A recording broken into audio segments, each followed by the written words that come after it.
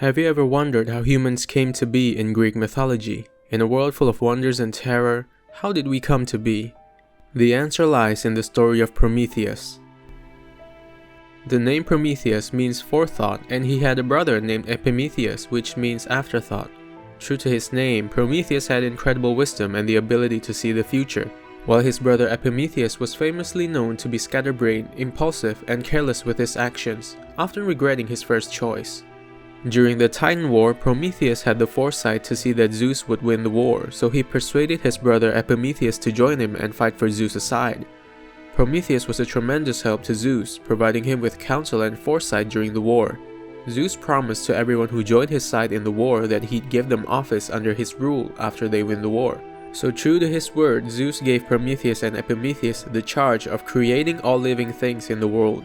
Prometheus was wise and took his time with creation, but foolish Epimetheus didn't give much thought of the gifts he had to distribute among their creations. To some creations, he gave the gift of flight. To some others, he gave them the ability to breathe underwater. He gave animals fur, scales, and tough hide to protect themselves from the elements. When the time came to give humans the gifts of creation, Epimetheus had ran out. There were no more gifts to give the humans so they could defend themselves against other creations. So Epimetheus consulted Prometheus on this matter. Hearing his plea, Prometheus took time to create the first humans carefully. He used mud to sculpt humans in the image of the gods. Then Prometheus went to the sun in the heavens, lit a torch using its fire and brought it back to mankind, giving humanity the greatest gift of all, fire.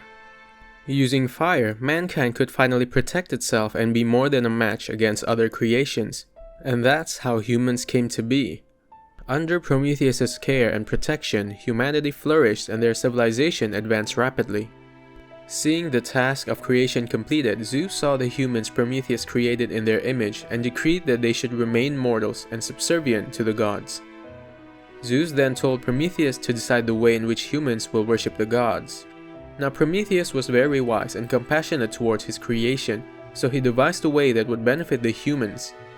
Prometheus took a sacrificial animal and split it into two portions, one to give to the gods and one for the humans to keep for themselves.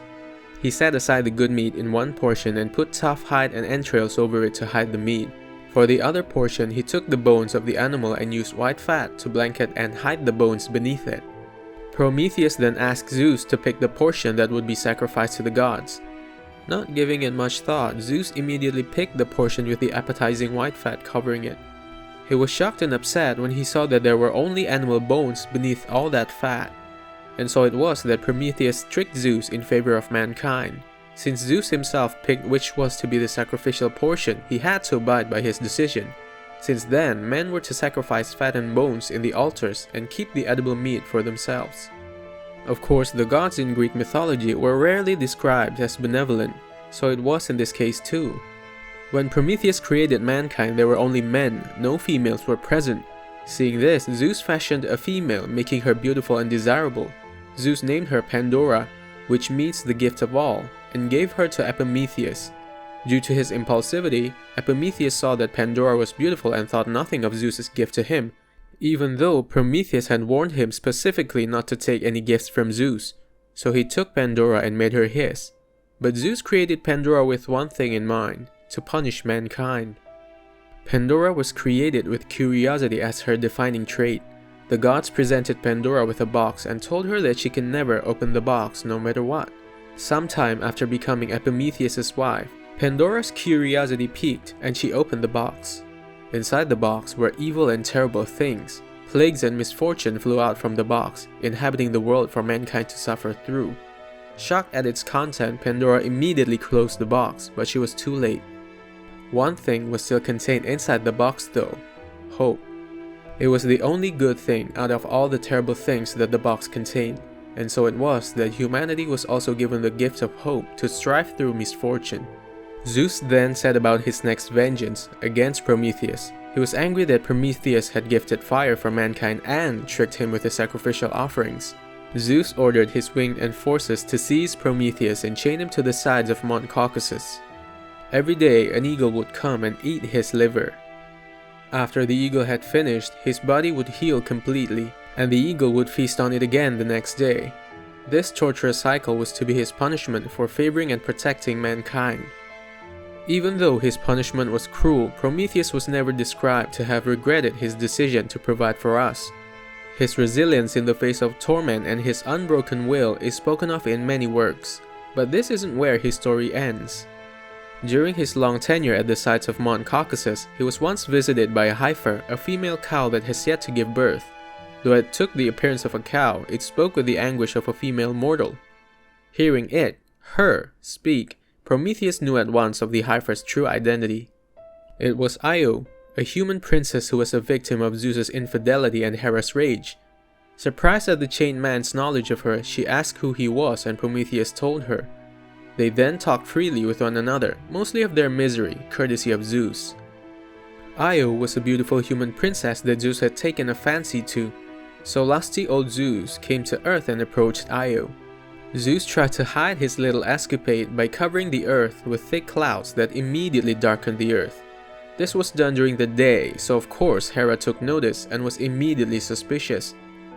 She went around Olympus looking for her husband, and when she didn't find him, she immediately turned her gaze towards the earth and found him. Zeus was quick though. The moment he felt Hera's gaze, he turned poor Io into a beautiful white heifer. When Hera asked Zeus what he was doing on Earth, Zeus sheepishly said that he noticed this beautiful white heifer that he had never seen before. Hera didn't believe a word of it. I mean, with Zeus's history of infidelity, I'd be more surprised if Hera had believed him. But she played along with Zeus's charade. She agreed that it was a beautiful animal and asked if Zeus would make it as a gift to her. Zeus had no choice but to agree, since denying it would give away what he was trying to do with Io and incur Hera's wrath upon him. And so it was that poor Io in the form of a white heifer became Hera's property. Hera had Argus, a 100-eyed giant, to guard Io.